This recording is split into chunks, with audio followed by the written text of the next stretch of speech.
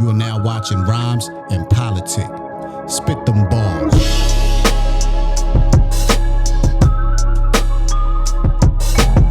Yo, what up, hip hop junkies? It's your right hand man, Cise, the host of Rhymes and Politic. Check it out. We got a good show for y'all, dope show for y'all today, man. But first, make sure you like, comment, subscribe, share these videos, let them ads play so we can bring more great content to you guys just like this, man. But you know, today we got a friend of the show. He been here before. He's back again. I appreciate him for that. Likewise, man. Now, Joe and Jada, titled Common, the beloved of all beloveds. But we got the true beloved right here hanging out with us, man. We got the hip-hop artist Amir in the building. What's up, family? Yeah, the original Peace Beloved, man. The original Peace Beloved in the building. How's everything, man? I'm good. I'm going to talk about that too, man. We're going to touch on that. Yeah. I was like, when I saw it, like, oh. Yeah. And you came to my mind, too. Yeah. I was like, what? Yeah. But, yo, shout out to Joe and Jada show. Shout out to my brother Common, man. Yeah, Know he took me on the road with him, so I'm forever indebted to that brother. He took care of me. Absolutely. So, but he know. They had a good run with that album, too, man. Yes, sir. Yeah. It's a beautiful thing. How's everything? How you been? Coolin', man. I feel blessed. Not blessed like in a textbook blessed. I really feel heightened. Yeah. I really feel just more open to the universe, feel present, man. Mm-hmm. I'm in a very unique, powerful space right now. Facts. Just not as a human being, not just the music, right? Yeah. We're going to take our time with this one right here. We're going to go in a different direction a little bit. But real quick, just get us caught up. What you've been up to, what's been going on so far? Since last time, bro, and thank you. We came to all of the shows, B. Of course, man. Family, bro. I'm going to show up. The album release with Pete and Common. Fire. So, you was there for that. That was a great event. Right. So I jumped on the road with Bro, the Auditorium tour, which was within the last 12 months. I went on 2 tours, right? Yeah. The first one was the Common and Pete tour. I did the East Coast leg of the tour. Okay. And then we ended up the final show was at Webster Hall, right? Yeah. And a beautiful time, man. I learned a lot. Definitely learned a lot on the road with those guys about showmanship, craftsmanship. Right. And the pressures of being a new guy performing for 2 icons. Yeah. And the gravity of that, the responsibility of it. Right. And them trusting me with their stage. Absolutely. To do so and do my job, you know what I mean, and have some fun. It's got to be a beautiful feeling too, man. Yeah, it was definitely it was worth it. You make a couple, adjustments as you go. Right. And you learn that the biggest thing was a learning curve and putting you in front of their audience. Yeah. You know what I mean, being able to take that data and come home with it and go record. Thank you. I was going to say that. Which then led to, the project which we're here talking about, which is No Soul Left Behind, which I was recording around that time. Yeah. And after I did the tour with Common and Pete, hit the studio a couple months, which I was always recording, and the Bro Slum Village took me out on the road. What? Yeah, I went out with T3, my man Young RJ. Shout out to the Bros. Man, that's what's up. So I did. Shout out to them, man. Yeah, I did Canada and the West Coast down to Houston with them. Yeah. Learned a lot too. Right. And I felt like, because Common and Pete took me out, it cracked open the door for more opportunities and record. And those dudes, the Midwest guys, shout out to the artists from the Midwest that definitely embraced me, man. Very spiritual time for me within the last 12 months. You know what I'm saying? 12 to 14 months. 2 tours like of that stature, and not to mention the spot dates. So I was on a lot of shows more than with no album and no single out, which T3 and somebody pointed out to me, and Joel pointed out to me too. He said, do you know how much of a blessing it is to you doing a tour with no single and no album? That you may not have a hit record at the moment, but you clearly have a hit set. Right. And people like the way you perform. That's good. So what was your mind process as far as putting your show set together? Like how you know what songs to put and like how to, like the format of it and the delivery of it being on stage and stuff like that? You have rehearsals and stuff like that? Did you pick songs from some projects here and there and created a whole gumbo of a...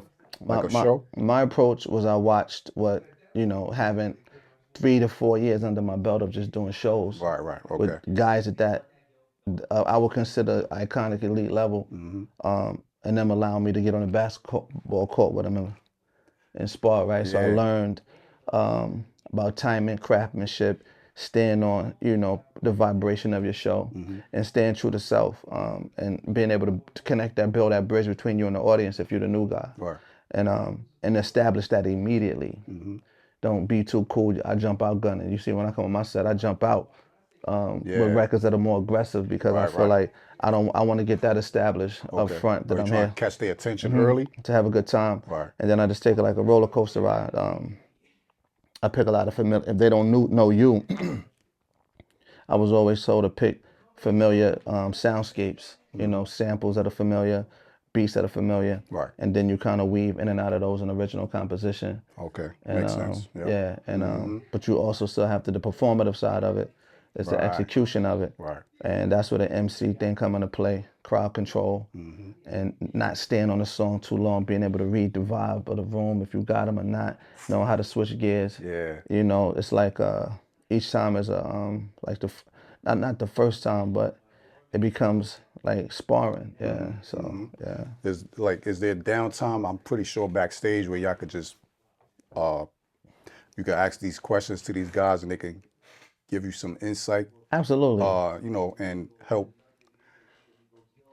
shape the show. Thank you. Right. Yeah. Yes, but I definitely went to Pete first because that's who, when I signed to him, I call him, like Pete Yagi, man. Like he do the Mr. Miyagi thing too. He called me out of Brooklyn. He told me to come to Brooklyn one day, and I get to Brooklyn, it's a mic in the middle of the floor, bro. And I see a DJ set back there. And I'm like, okay, I'm thinking the band is rehearsing. So I saw Marcus Machado. He leaned over. He said, yo, I came in there like, yeah, we rehearsing, man. He said, nah, you rehearsing. I said, what are you talking about? He said, your records. You don't know your records? I said, I'm in the phone scrambling, bro. What? Swear to God. Wow. I knew like 4 songs. Yeah? Holy So shit. Pete walk in. He goes up to the DJ table. 4 hours straight. And I was fucking up. A lot of people don't want everything is fine. I was fucking up, man. I knew some of the records, and he kept telling me, he said, no, you're going to stay up here till you get it right. On some James Brown shit. Yeah, absolutely. And I said, I know the song. He said, no, you don't know them like that. He said, the problem is, you got to stay ready. Don't get ready. Right. Because you never know how this is going to work, man. So you're going to stay up here till you remember it. And I stayed there for 4 hours. Just on one song? No, damn near. The whole set? 3 songs, bro. That I just wrote, you know what I'm saying? So, I kept doing it. I was, you don't let your ego get involved. First, you battle that that whole little thing. And once I calmed down and took a deep breath, I knew that was done out of love. Absolutely. It was done out of love, and it was done out of wanting to see, me grow. So when bro did that to me, I was mad for like 5 or 10 seconds for real. Is this the first time that ever happened to you? Yeah, he did it to you. Put me in the blender. I was tight. He leaned over and said, you're going to stay up until you get it right. Right, you ain't going to make me look bad out here. Right, so, and it's an empty warehouse in Brooklyn, man. And that was the only rehearsal I ever did with Pete. And ever since then, I stayed ready. There you go. So he said, we got a show. He don't ask me, did you rehearse? He said, what songs you want to do? Right. So at that moment, I knew what professionalism was with the show. I ended up calling Rsonist. I called Joel, and they said, he right. I thought I was right. Like, no, he did me wrong. No, they said, no, he right. Yeah. You got to stay ready. Yeah. So we witnessed that. We witnessed that on the verses with the Locks verse Dipset. You see how flawless the Locks was? Bro, they was ready. Flawless performance, bro. Yeah, and that's a big thing, man. Stay ready. You ain't got to get ready. Absolutely. Know your songs. If you want to perform new songs, only perform what you're comfortable with. But bro said you need to learn these tapes. That if you wrote them, you need to learn everything from top to bottom. And if you don't want to learn them, you need to learn them anyway. Damn right. Yeah. So learn your material. Yeah. Yo, shout out to you and Rsonist of the Heatmakerz. We are in a studio. Yes. Y'all got a fantastic album. Absolutely. No Soul Left Behind. Yes, Chef's sir. Kiss. Production, the delivery, the writing, the concepts. Outstanding. But we're gonna touch on that. We're gonna get Rsonist in here later. We're gonna hold on that. But that is out right now. Go get that. Yeah. Download it. Support that. You know what I mean? Put some money behind that. But we're going to, take the conversation a little different this time around because, we got into your background a little bit on the first episode. If you missed that one, go check it out. It's up still right now. It's out. Doing very well. Got good feedback on that one, too. Thank you, man. You know what I mean? And I asked you a question on that last episode. Were you spiritual or are you religious? It took you a minute to get your thoughts on that. Yes, sir. But you were from a Muslim background, but you, I guess, we all grow, right? You said you're more present than anything. Right. Right. How can you explain that a little bit now, a little more better now? Right. I think when I talk about religion, you religiously tie your shoes, you religiously brush your teeth. Religion is a practice. It's a practicality to it. Right. It's like almost like a function. We do these certain things religiously. I don't think that I would want to disrespect what God has given me and so many others by saying I was practicing faithfully or being one of his most loyal, students or followers. I suffer from the disease of imperfections like everybody else. Yeah. So now when I make my prayers, I pray for things that I did in the past and the ones I might do in the future. And so to try to cover myself and cover those around me, absolutely. I don't try to make mistakes or fall short of that glory, but that's probably, not even probably, that's what I was aiming towards. So I think when we talk about Islam, the word Islam means peace, right? So, and we talk about Christianity, talk about Rastafarianism, these were the religions that I was around growing up. Yeah. That's how I got the name Amir. But I think with Islam, when you're not practicing, if you're not making those, those 5 salats per day, you're not, staying close to the deen, I felt, sometimes you feel guilty Right. for claiming something. It's like, if you're not an active participant, how can you, and you and the creator know what's really happening. Absolutely. So I'll never get in front of someone's camera or mic and act like, I know what I am, what I took as an oath. Yeah. But have I, sometimes I'm not following that oath to a T. Right. And, but I'm conscious of it. You know what I'm saying? Yeah, same here. I always say I'm spiritual. Hip hop is my religion. My mom's is, I came up in church and all that as a kid. My mom's a minister. What was Pentecostal or something like that. But as we grow, we get our own thoughts. Right. Yeah. And hip hop influencing those thoughts, and now you see other things, and now your curiosity goes other places and want to know what's this and what's that, what's this. You know what I mean? So it kind of like, okay, now I got to really do the lessons. Thank you. Right. You understand? Yeah, and I think that and I also, like, you think about, the way, whether it was spirituality or religion, has impacted the soul. Yeah. And the soul and the output from that, whether it was reggae with Bob Marley, somebody like as gritty as DMX, R.I.P. to bro. And still have a prayer at a show. Right, you know what I'm saying? So these things, in my music and the things that I create, Us point out something on the tape. He said, that you made a God reference in a slick way on every song. I said, I did. He said, I kind of got like a little spiritual feeling off this but I didn't do it on too. purpose, but it was just in the fiber where I was at. Right. And I'm not ashamed that I felt like, well, no, you got to give glory to the source, man. Absolutely. You know what I mean? That, the source of your real true power. And I've attracted people from all religious denominations, whether it was the brothers from the 5% Nation reach out to me and chat with me. Right. I had Malcolm X's daughter reach out to me this year to perform on June 19th. That was dope. Yeah, it was fire. That was a great event it was an honor, man. I was thrown like, I know she had a staff of people, and her people, Melissa had reached out to me. Was that your first time at that Audubon? Yeah. Me too, bro. I was like, oh, snap. Yeah, she reached out to me, and I was, how can you say no to Malcolm X's daughter on June 19th? You can't, it's kind of like, what you gonna say? Get anything you want, man. Yeah. Yes. Yes, So we honor you. Yes. yeah, so the love for was just that, man. You know, just trying to stay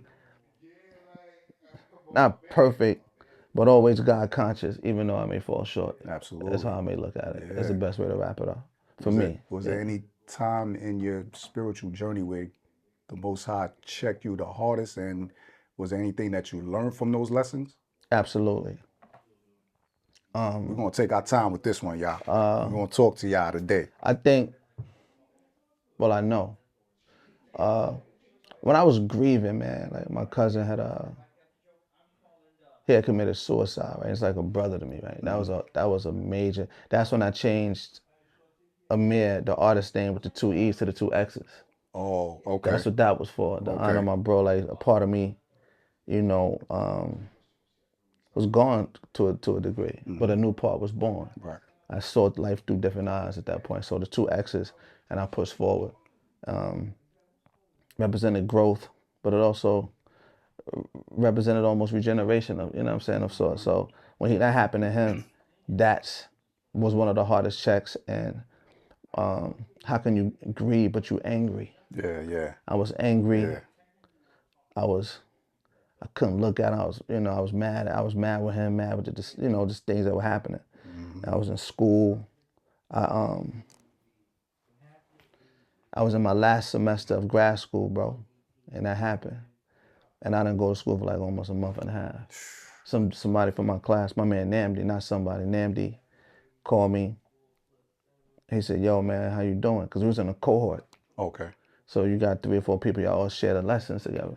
So he said, "What's up with you?" I said, "Man, I'm cool, man. It's over, bro." I said, "It's over." He said, "What happened?" I said, "Yo, my cousin, she's kind of crazy right now. My head ain't in the right space." I said, I'm just not in the book right now, bro." Right. Yeah. He said, "Look, man, you ain't gonna want to hear this, but I'm gonna tell you this." He said, "There's a time to be strategic and there's a time to be emotional." He said, "I'm begging you to be strategic. You can be emotional later because it'll serve you and your family better." Right. And it paralyzed me. I said, "What?" He said, "Yeah, you can be emotional later, as you should be. Yeah. But right now, I'm asking you to be strategic because this is going to affect the rest of your life." Absolutely. Yeah. And that was some of the best advice. There's people that you meet in your life, they give you life-changing advice or those moments where they tell you something. And it's like one of those Chinese flicks and you be like, "Oh, I'm the dragon." And you go back to the park and F everybody up like, "Don't be like fire, be like water." And you're like, "Word, I get it." And you just, so it was one of those moments. And I think that's one of the hardest checks I ever had in my life was trying to like understand that grieving is not just something you just do for 2 or 3 days. Yeah. You learn how to cope with it for the rest of your life.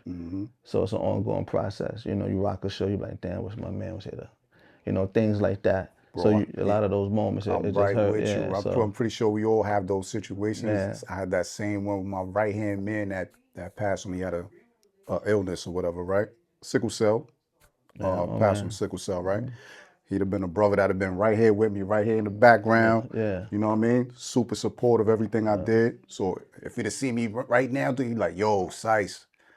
That's it. He'd have been right here with me. He'd have been the president of the Cise Entertainment, Rhymes and Politic, like, you know what I'm saying? Yeah. So, and it was just like going to his funeral, bro, and just it took me a minute to, they had the viewing room where you view the body. I can't do that. It took me a minute.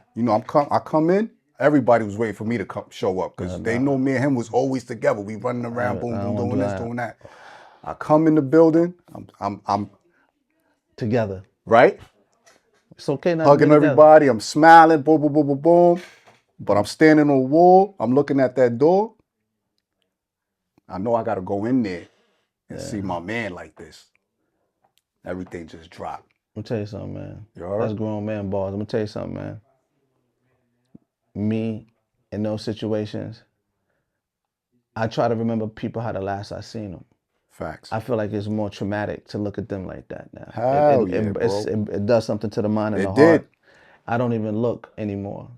I've been to so many joints, bro. I was a pallbearer for family members, man. Me My too. aunts, my uncles. I I don't go up anymore. I just try to remember them how I seen them. Absolutely. And honor them that way. Yeah. Because for me, it'll lead me. I'd rather, last time I seen it was smiling, what's up? I want that to be the fade, like, exactly. fade away. Yeah, leave that imprint in my mind and my memory. But like, to see him laid out like that, it's kind of like, everything just dropped in me, bro. Yeah, I was like, I honestly don't even know who because I know we gotta go there soon. Yeah. You understand what I'm saying? Yeah, it's so a I day. was like, oh man, damn. Remember me on my feet is how Facts. I put it.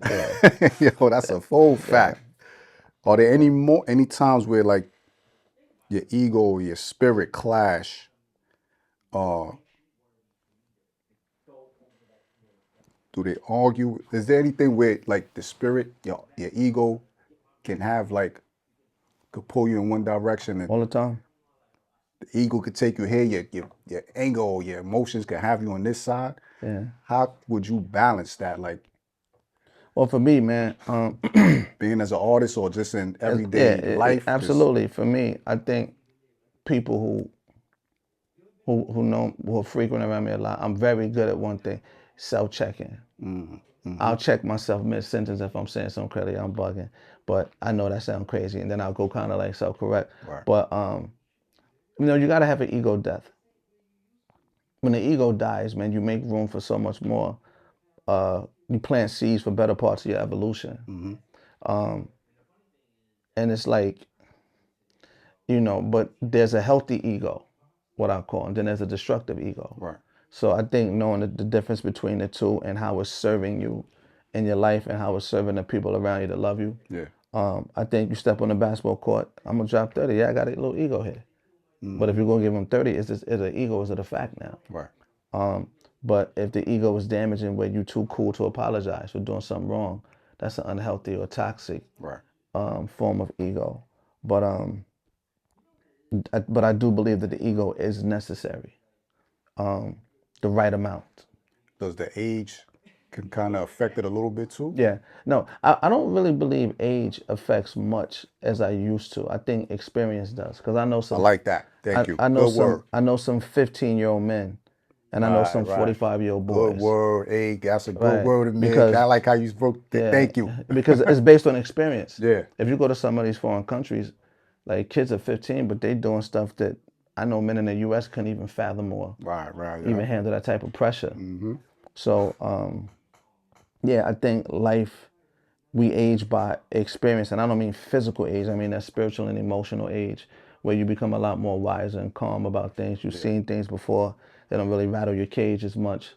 Okay, cool. Y'all talking loud. Exactly. Cool, yeah. I like it. Yeah. For me, I'm gonna put that. I'm also adding the age in there also because I'm a little more reserved, calm. I'm not arguing with you. You know what I'm saying? Ego's all the way in check. Younger, I might have been a little more they're loose with vibrant. You know what I'm saying? Yeah. I gotta show you what time. Yo, for real. Now I'm a little more laid back. I think about things first. I analyze things. I'm watching. I ain't got to say much. I listen. I see. Then I'll interject myself in. You know what I'm saying? There was a story. My man Pop from Albany. I always got mad stories, man. So I'll make it quick. We here for you, bro. We here. So Pop, we're gonna take our time. So Pop, he was locked up. He had for a violent, act, whatever.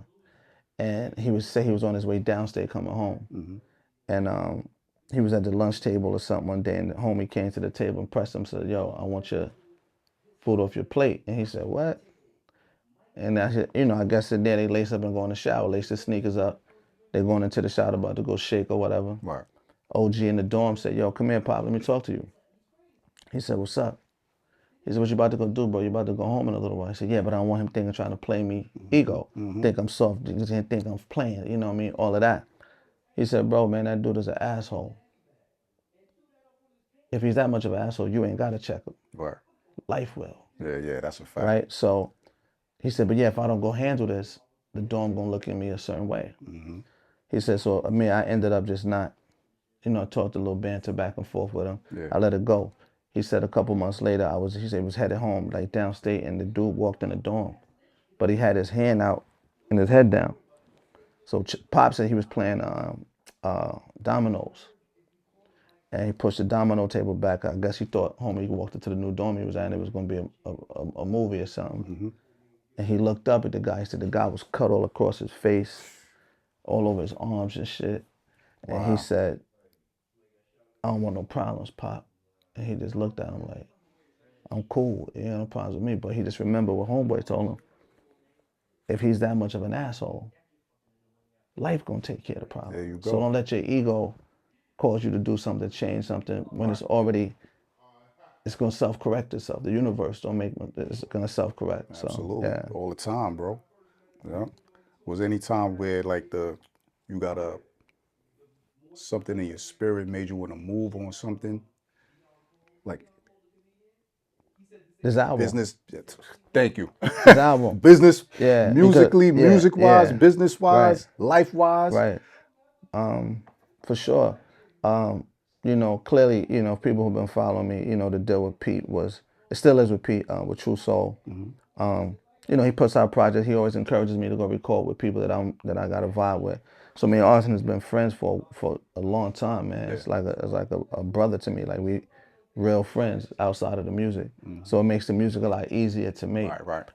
And I can know by the faces my brother make when he feeling a way about something in the room. So we have a genuine friendship. But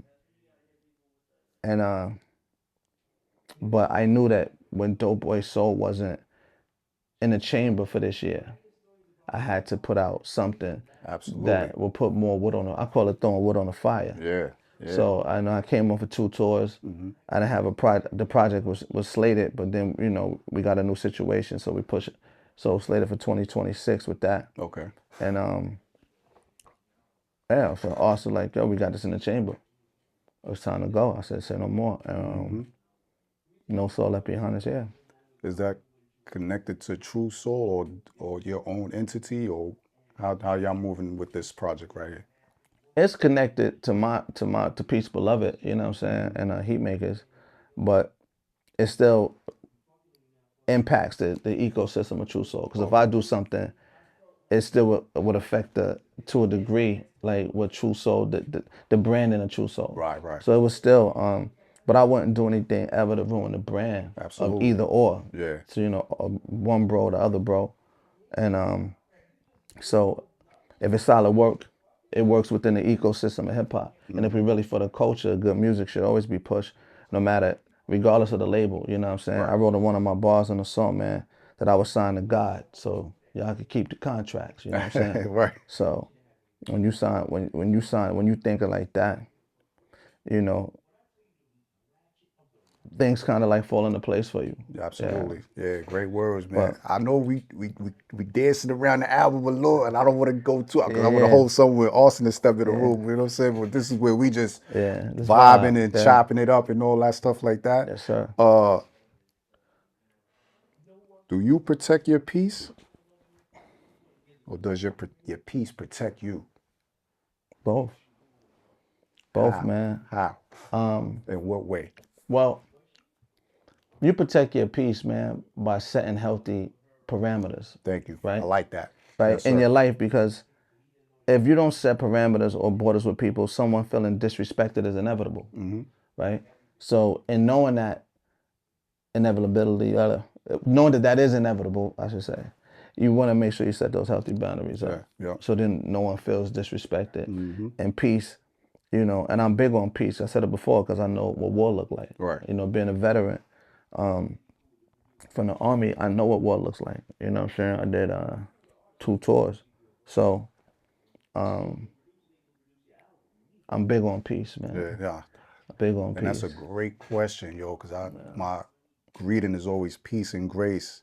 Yeah. I'm real big on peace of mind, and nobody's going to disturb that. Right, you protect that at all costs, man. Right, so that's where, when I even started the Peace Beloved thing. It's connected to your health, everything, mental, all that, bro. Right, you got to protect that inner peace, that peace that's not tangible. Yes. You know, people think peace is buying certain things or grabbing clothes. Right. But that peace that can't be, you know, touched by human hands or seen by human eyes is something that you feel, right? So that's what Peace Beloved came when I started that over 10 years ago, right? You know, it was for peace, and the beloved portion for me was because I believe in you and I love my people. Right. I believe and love my people and myself. Yeah. So peace, beloved, to me was always like that. So, and not to, but I see how in New York City now it's become a part of the fiber. Absolutely. And yeah, part some of the people don't know. vocabulary. Some people don't know where that originated from, or people may argue it was only a few artists in New York City in hip hop that was talking that. It was me and probably Loaded Lux Absolutely. at the time, Yeah, right? yeah. And that's documented, Yeah. right? So, and so now the beloved is like a saying like your son is somebody now. You know what I'm saying? Yep. It's a form of greeting now. I had to check my ego because I said, "Oh, that's my shit. I don't own it." I had to do that. That's me. Nah. But I knew eventually, people will know who the original Right. Peace Beloved is, and that's why we're here for you, yeah. bro. This is your platform. Yeah, We're going to it's keep been putting that tatted up- word it's out been there. But tatted shout up. out to Lux, too, man, because Yeah. he got a bigger impact in the culture or whatever like Yeah, that. it So does. it It vibrated spread, more yeah, right. out At to that the battle, masses and all that. that battle was pivotal for that. Yeah. You know what I'm saying? But And everything starts somewhere. It's a root for everything. It starts Right. somewhere, and then influence somebody else, and they Right. could just take it to the fact. next level, or That's whatever a like fact. that. You know what I mean? And I see how now, even in the streets, like, the term beloved is just a part of New York vernacular. Yeah, absolutely, Yeah, right. You know what I'm Yep. saying? So I was at a show. You was at that show in Brooklyn, and we did a soundstage, and I remember, I don't want to even say the artist. An artist spoke to me and said, "Yo, Peace Beloved," and it was another huge, super huge, iconic artist asking him, "Why you calling this man Peace Beloved?" And I was about to say something, but I was like, he's like, "What you talking about? It's been Peace Beloved for 10, 15 years. Yeah. This is the real. This is Peace Beloved." Right, yeah. right. So Yeah. like I trademarked Peace Beloved. Oh, that's what's Right. up. Yeah. But you turned it into a whole brand, clothing and stuff like yeah, that. because when I first signed to Pete, he said that. He said, "Did you trademark that?" I said, Smart. That was very smart. So I mean, they can say it all they want, but I still own those two words together. Right. If you go to the Library of Congress and all that. Outstanding. Salute to you for that, man. That's a good business move right there. That was a smart decision. What's some things in the industry that made you wiser that you picked up? Because like we talked earlier that you went on tour with P, Common, and you soaked up that knowledge. What's some other things on the other side of the industry that's making you sharper as an artist and as a businessman? Your What business. I mean? You gotta have a good lawyer. Yeah. And you gotta be transparent about what the transaction is about, and remove your emotions from it. Right. Because it's so easy to think that you're doing something in the name of bro or brotherhood. Absolutely. Right? Absolutely. Or sisterhood or whatever, just because you're cool with somebody. And there's no point, like it's just business, you know what I'm saying? You gotta really just make sure the agreement is solid. Y'all both have a transparent understanding about what's happening. Yep. And push forward. Because most of the times when people get mad at each other, about that, it's because something wasn't clear. Yeah. Or, worked out prior to whether it's a show or how much you're gonna get for this or that. Those things happen. So for me, the times that I was that was brought to me as a challenge. Yeah.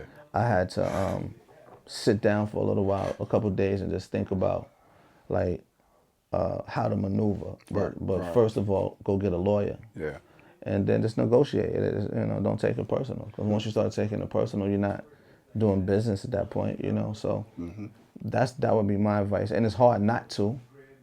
I'm not so cool about it, but it's really hard not to. Yeah. Because you love some of these people, you know what I'm saying? That part. Yeah. That's what it be and too. you think it's them. Yeah. But it's not them, it's just a business. Yep. You know what I'm saying? Is that the first thing an artist should do? Get a lawyer? I think so, yeah. A lawyer. Like, I would get a lawyer before a manager, personally. Okay, thank you. What's the steps that an artist that he know he's about to go to that next level should have in play in order already, like set up for himself before they know they about to take it to, when they about to go over that fence, they know they about to go? Because everything is from the ground. Well, LLC, the EIN number, tax ID. There you go. Things of that nature, so when you're getting paid, it don't bleed into your personal account. Absolutely. Get a business account set up and understand just the preliminary, basic, fundamental setup of how you're gonna get paid, taxes and things of that nature. If you're making a substantial amount of money. Lawyer, that you trust, that trust you. Right.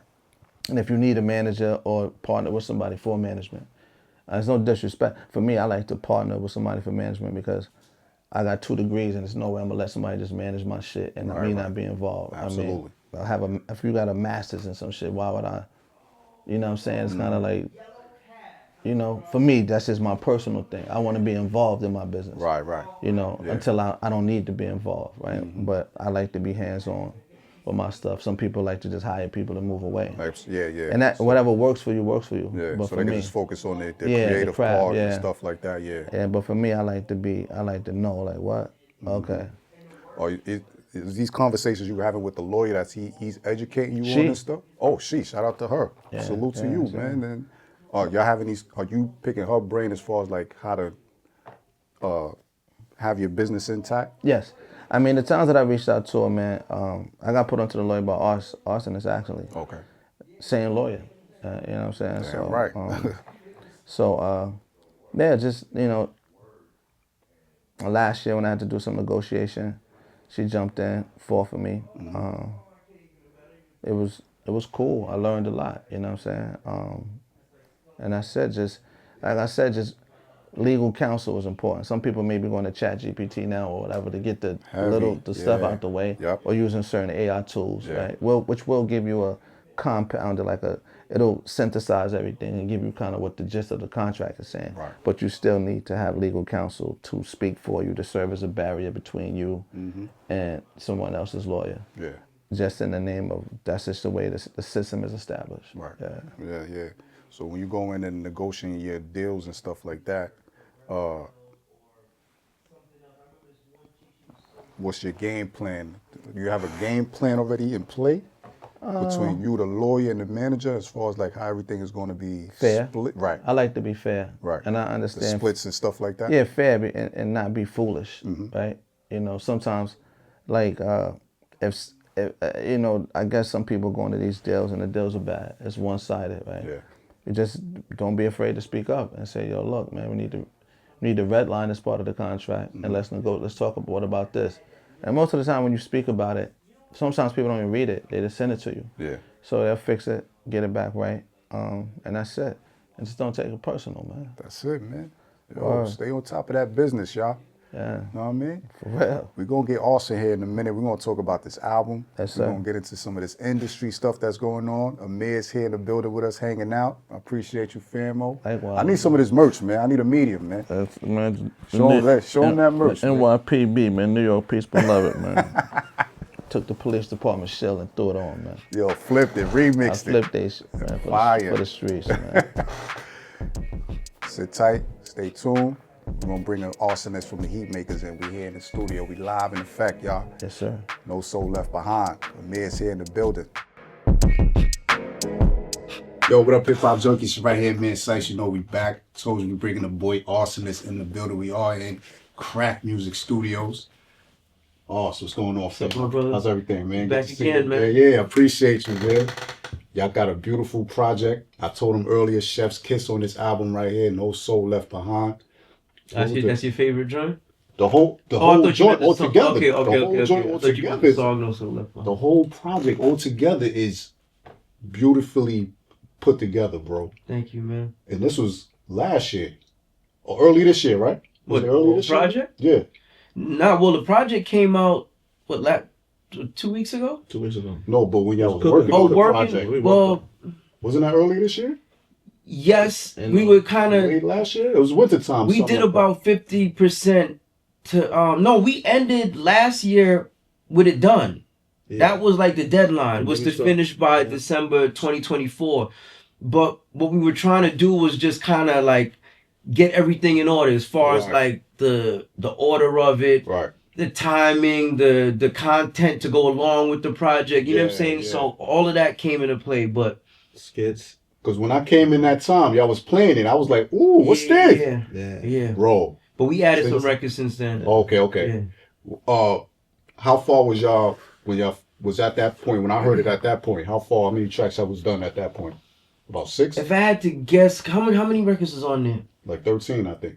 13 songs. 10 songs, 3 songs. Oh, yeah, because there's some skit. Yeah. So at the time, we might have had we might have had 7 done around then, and probably did the last 3. And the last 3 might have already been started, but they wasn't finished yet. Okay.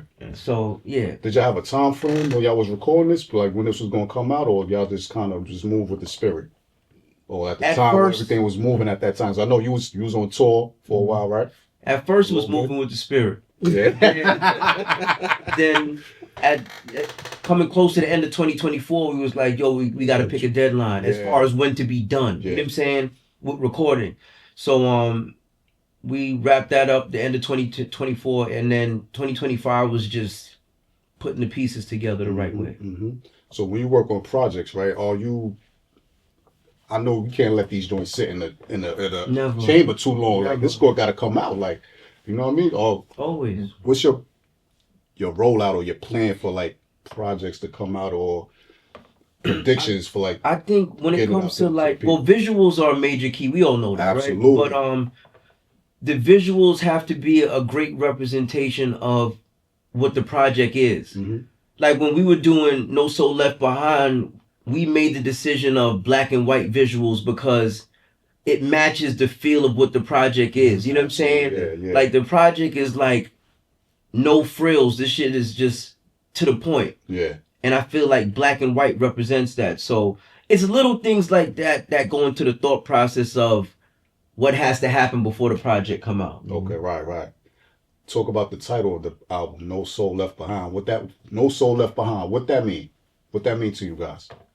Well, that's his creation, man. So he can explain it better. Thank you. Let's go, man. Break it down for us. I think originally what it meant was like, you know how in school they have no kid left behind, you're like no child left behind. So I think No Soul Left Behind was like talking about the music, and then it kind of morphed into people, and then for me it started to just, the definition of it evolved over time. Yeah. But originally it was kind of like pulling from the no child left behind in school.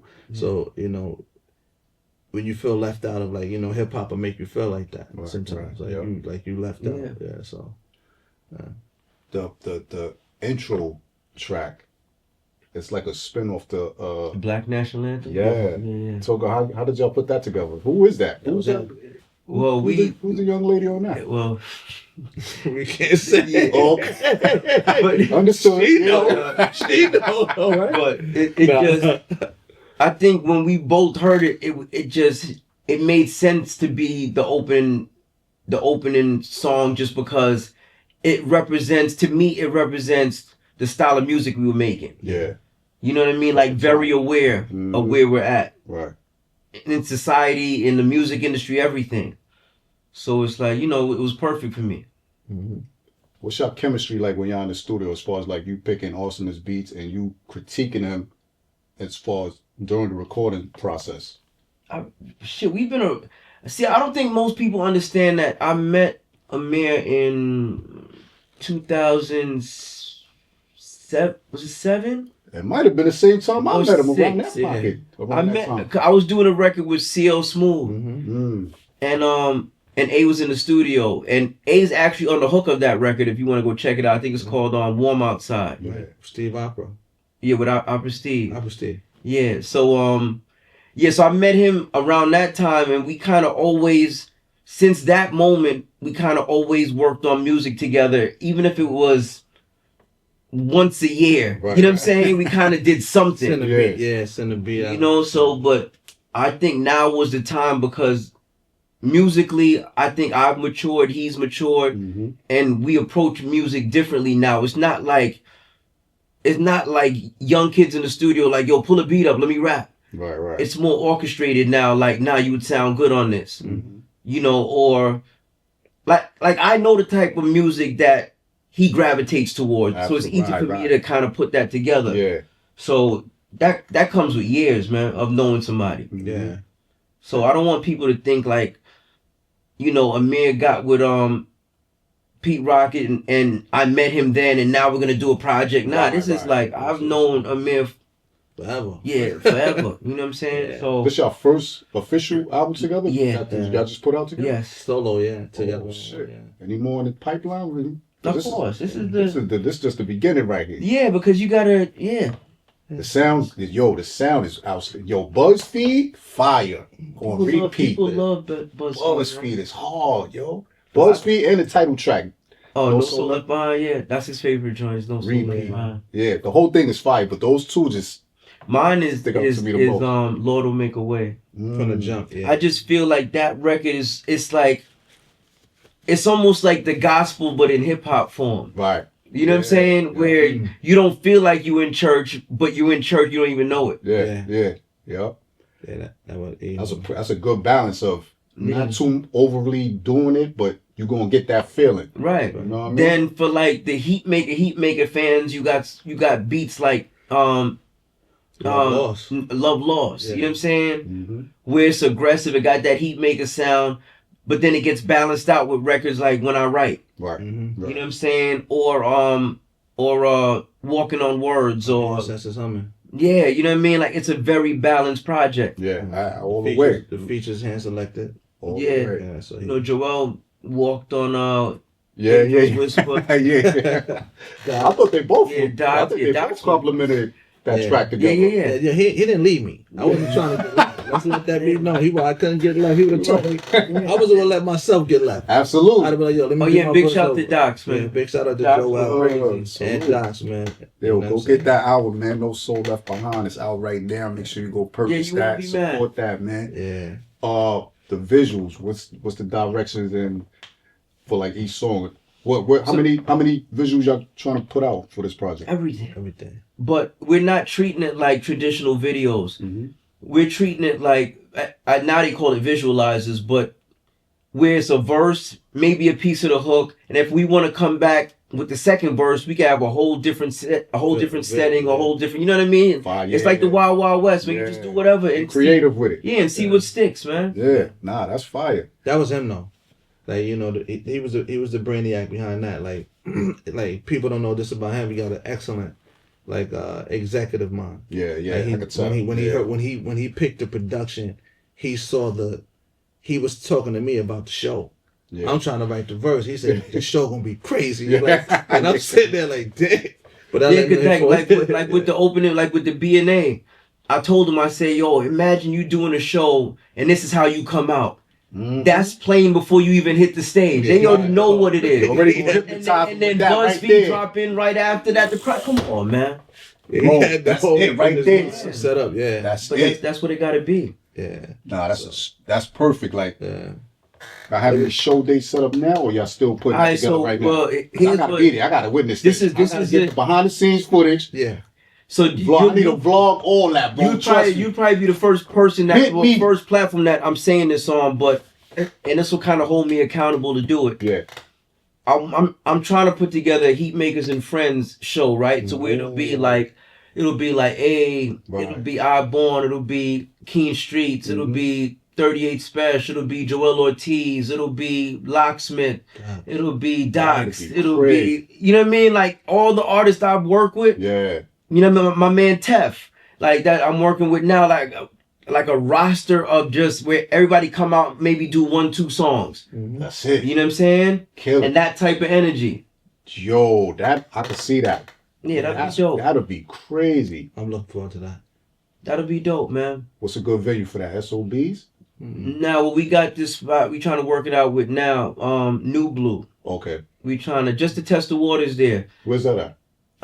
What street is New Blue on again? Like Avenue ASC over there. Oh, Lower East Side? Yeah. Okay. Good, beautiful spot. Nah, it's a nice spot. Brooklyn Monarch is a nice spot too. You been over there yet? No. It's like in like Bushwick area. I seen Conway perform. But I kind of wanted to where like you have anybody that's in there is a fanatic. Yeah. Not just a fan, nigga. I think that's that's the crowd that's gonna come out. No, so meaning like I want a venue that it might be tight. It might only hold 300 people. Understood. Right. I want the line out the door to the point people can't get in until they like, nah. That reminds me of that venue in Lower East Side called Karma's. Remember Karma's? Did it have a different name before? Kama Sutra or something like that? Oh, Kama Sutra, yeah. Okay, that was that underground vibe. Yeah. Like, it felt like a hookah lounge type of vibe, right? Yeah. And this spot, New Blue, isn't Pyramid. Really My fault. Oh, Pyramid. Yes. Yeah, I remember Pyramid. Yeah, That's what I'm thinking about. Before. I remember the Pyramid. Yeah. that type of. But New Blue has like a stage. and it has like a balcony on top, so it's fire. It's not like it doesn't look like an underground spot. It just looked like a spot where you could get busy. Right. It's You know what I'm saying? Yeah. So we try to put that together now. You know, shouts out to Daru Jones, man. He's trying to make the connection. Nice, yo. I'm excited, man. I can't wait to see this, man. I gotta be there for Nah, that. it's gonna be incredible, man. Yeah. What? That's gonna be incredible. Oh man. I can't imagine a night on stage with his Joel, with his Locksmith, with his Born, there's Keen, there's like everybody. 38. I just can't imagine that night will be crazy. Non-stop hip hop all night. Like you said, the Fanatics is gonna come out for that one. Yeah. Right there. You know what I mean? Make sure that merch is on deck. Oh yeah, of course. Sure. Word. Okay, and what I want to do too is I want to make a beat live on stage and bring up people to do like 16s and shit like that. That's You know what I mean? Like an intermission. Yeah. So like maybe like 3 or 4 acts perform, and then before Joel get on, 38 get on, have that little break where I do that, then bring them. You know what I'm saying? Oh man, that's gonna be crazy. That's the night of hip hop. Yeah, that's the plan. That's man. an experience you want to give them. Yeah. When they leave out, they gonna talk about. That's really the only reason why I never did it before, because in my head it was like it has to be a show. Yeah. Mm-hmm. I don't want it to be like. You know what I mean? Because we want to have a band on stage, not like me doing shit hand in hand with the band as far as like with the MP and then the band is playing over time, like ill shit. Yeah. But it takes time to put that together, so I want to make sure that all the pieces is what it's supposed to be. Nah, that's going to be a great show. I can't wait for that, man. I can already see that right now. That's going to be cool. Oh, and if I could get my man AZ to pull up. Come on, I got records with A. That would go, be it. I feel like he would do that for me, man. That, you know what I mean? Like, he would pop. That's my nigga, man. I feel like he would do that for me. A lot of people would pop out. They probably. If I can get Fame and Billy Dent, like oh my god, I got records with them too. Smith and Wesson. No, but I don't got no records with Okay, Smith I and got Wesson. you. The people but that like, you record, like MOP, I got records with them. They got records with Joel on his album. Like, we could just make it work in so many different ways. Joel got records with Locksmith. You know what I'm saying? Like Joel's got records with A. Intertwined with each other. Yeah. That's going to be a good show. We need that for in New York City too, hip hop. I think it'll be fun. Basically, New Blue provides the backdrop for that. Yo, shout out to y'all, man. Yeah, so that's the plan, man. Got me hyped thinking about it, but that's the plan. See, now I got to put this out immediately. Put that fire. You know, niggas gonna be hitting me in the DM like, yo, what's up, man? I'm saying doing this. You said. Nah, I'm gonna do it. I gotta do it. I feel like people that have supported me for years deserve that. Absolutely, hell yeah. I deserve that. You know what I mean? It's just like, it's one thing to do all the work for your legacy, but to see your work pay off on stage is something else. Right. You know what I'm saying? Yep. So yeah. Did you ever did like a show like that before? Nah. Never. Because you always in the studio. Right? Yeah, never. Go to Japan. Time to come outside, bro. No, I went to Japan and did I was DJing a festival. I was the headline DJ for a festival, but it wasn't like a show where I was playing EDM out there. Oh, gotcha. You know what I mean? I had made some EDM records before I went out there, like some Heatmakerz shit. Yeah. They didn't know, they didn't know any better. And the shit was fire. So I was playing that and they was losing their fucking mind, but I didn't get a chance to do this, what I'm about to do now. Nah, it's going to be good for your legacy, man. Yeah. AI.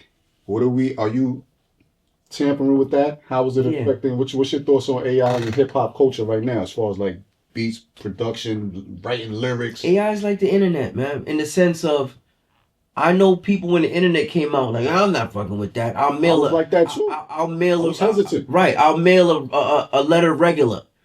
You know what I mean? Like, I'm not gonna write nothing on the internet. I'm not gonna do this. I'm not. Okay, cool. But guess what? AI is not going nowhere. I'm not saying you have to turn it into your everyday life. Right. But you can't ignore it. You gotta learn. You'd be a fool to ignore it. Right. You know what I'm saying? So my take on it is anything you use within moderation is cool. Anything used in excess is gonna hurt you sooner or later. Right. So it's the same shit. Are you using it a little bit in production, a little bit? I have, but I don't depend. I have. Not saying to making the beats, but as far as the workflow. No, I've used it for to make my own samples. Okay. Where I say like, okay, cool. I want a sample that sounds like this with these instruments and played in a 1970s soul form. And they'll give me 5 or 6 variations. I'll pick the one that I like, sample that and do, you know what I mean? So essentially, it's the same thing I do when I go to a record store. I was gonna say that. Now that's cutting out the time of you going to record stores digging. Yeah. But sometimes you don't want to lose that element. But sometimes you want to do that because as you're digging for samples, you might hear some shit you wasn't looking for, and it triggers an idea. Yeah. So with AI, that can happen, but not as much as physically looking online for real music. Right. Or going to a record store, however you dig for records. You know what I'm saying? How about you, A? Like as far as on the artist side, is artists using it to help them write lyrics or writing the rhymes for them or putting it in their workflow or whatever like that? How do you feel about that? I feel like anytime there's technology involved with art, art has always stood on the back of technology. Technology can stand without art. Like, there's going to be an advancement. It's like when cars were invented, horse carriages and buggies died. Yeah. But highways, traffic stops, police, there was a whole new regime born, traffic tickets, things like that. So things will not be the same, but there's also going to be a huge evolutionary step in how we process and create. If I can't pay Beyonce for a chorus, guess what? We can get some Beyonce like. Exactly. But it won't be her voice per se. Right. Some people may not like that, but it don't have to be her, but I can get somebody to sing a hook now without having to go through the headache. It's a very thin line, man. Yeah. So, it's a thin line because I understand some creators' standpoint because they look at it like they're going to be obsolete because of it. Yeah. But they won't. Yeah, and I think you can't view it like that because it needs you to learn. Right. You understand? Like, anything that you hear AI spit out musically, it's heard it somewhere. Mm-hmm. Yeah. So and it don't got a soul. Right. That part. So it's a soulless creation, but if it gives you a good framework. Yeah. But as far as writing and stuff, I see people say they're artists and they can make 30, 40 songs a day. You know what this is essentially?